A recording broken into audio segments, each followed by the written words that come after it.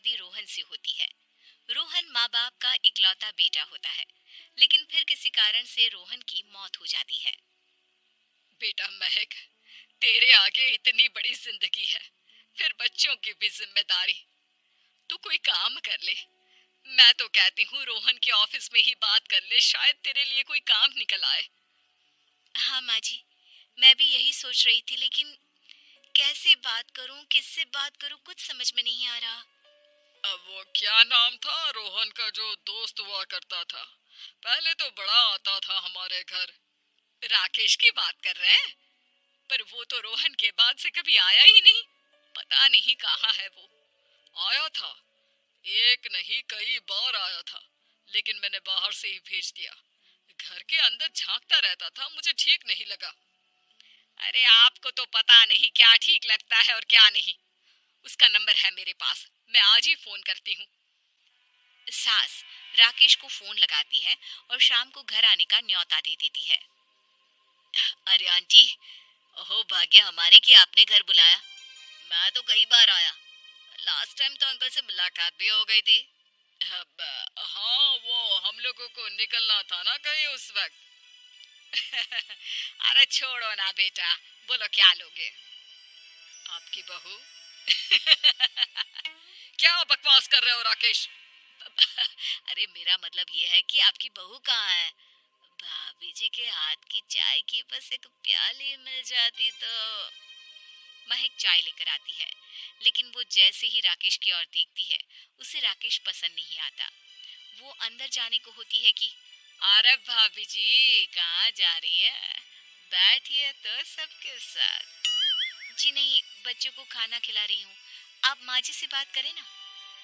अंदर जाने के बाद सास कहती है, अरे बेटा राकेश, वो क्या है ना, वैसे तो तेरे अंकल जी की पेंशन आती है, साथ ही ऊपर 2 मंजिल मकान से किराया भी, तो हम लोगों का तो अच्छा चल जाता है। लेकिन महक, उनकी चिंता आप न करें आंटी, आदेश दें बस आप तो।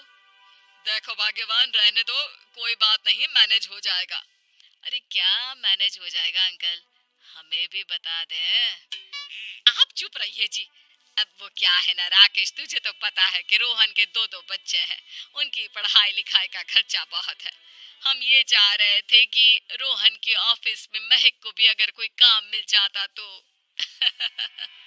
क्यों नहीं आंटी जी, मैं हूं ना, मैं बात कर लेता हूँ। वैसे तो आप हाँ ही समझिए। महक भाभी को बोल देना कि कल तैयार रहें मेरे साथ ऑफिस चलने के लिए। मैं मालिकों से मिलवा दूंगा उन्हें। महक अंदर से सब सुन रही थी। अच्छा आंटी जी, तो चलता हूँ, कल आ जाऊंगा। अच्छा भाभी जी तैयार रहिएगा कल। राकेश तो चला जाता है, लेकिन ससुर सास पर बरस पड़ते हैं।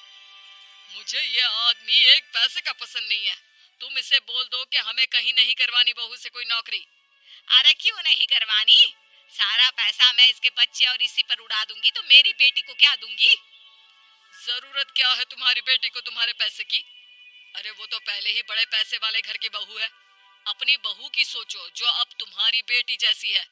बच्चे रोहन की आखिरी निशानी है। अरे अपना भाषण अपने पास रखो। सारा दिन घर पर बैठी रोटियां तोड़ेगी, तो काम करे ना कुछ बाहर जाकर। बहू सब सुन रही होती है। वो अगली सुबह बिना मन के तैयार तो हो जाती है, लेकिन जैसे ही राकेश आता है, क्या बात है भाभी जी, रेडी है? तो फिर चले डेट पर, मतलब इंटरव्यू पर। महक सामने आती है कि सामने ससुर जी खड़े होते हैं। हाँ महक बेटा, आओ चलते हैं, मैं भी चल रहा हूँ। ससुर को तैयार देखकर राकेश का चेहरा बन जाता है। अंकल जी, आप परेशान हो जाएंगे। अरे रहने दीजिए ना, धूप भी बहुत है। वैसे भी स्कूटर में तो 2 लोग ही बैठ सकते हैं ना। तो तुम चलो, मैं बहू के साथ अपनी कार से आ जाता हूँ। महक ससुर जी को देखकर खुश हो जाती है, उसे शांति हो जाती है। वो लोग रोहन के ऑफिस जाते हैं, जहाँ बॉस कहते हैं, नमस्ते अंकल। नमस्ते महक, कैसे हैं आप लोग? रोहन का सुनकर बहुत दुख हुआ अंकल। वैसे कैसे आना हुआ? बेटा, क्या हमारी बहू के लिए तुम्हारी ऑफिस में कोई काम मिल सकता है? हमने राकेश से इसी सिलसिले में तुमसे बात करने को कहा था। उसी के कहने पर हम दोनों तुमसे मिलने आए हैं। राकेश? ने तो कोई बात नहीं की, ऊपर से उसने तो आज की छुट्टी ले रखी है, ऑफिस भी नहीं आया। बोल रहा था जरूरी काम से जाना है। महक और ससुर एक दूसरे को देखने लगते हैं।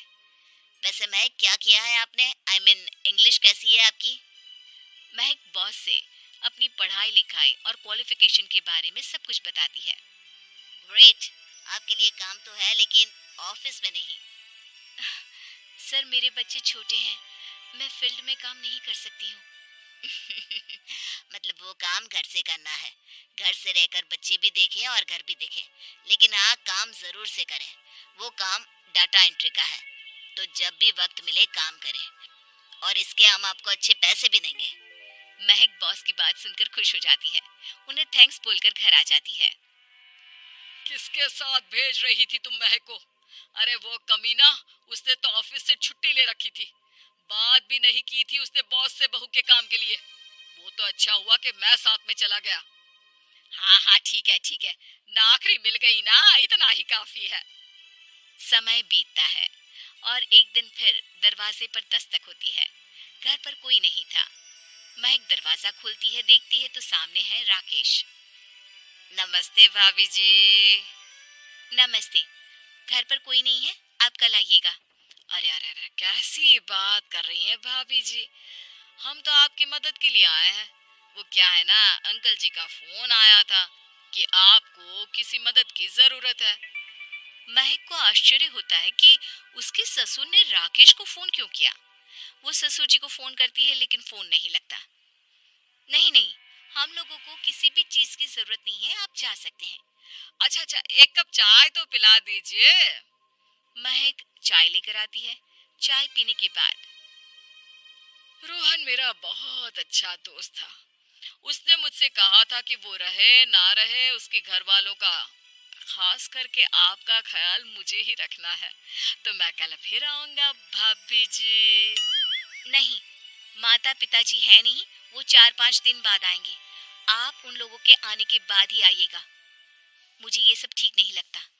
अरे छोड़िए ना भाभी जी, लोगों का तो काम है कहना।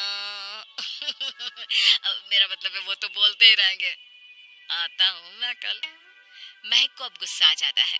हमेशा शांत और मधुर बोलने वाली महक पहली बार जिंदगी में फैसला लेती है, और फैसला होता है राकेश को सबक सिखाने का।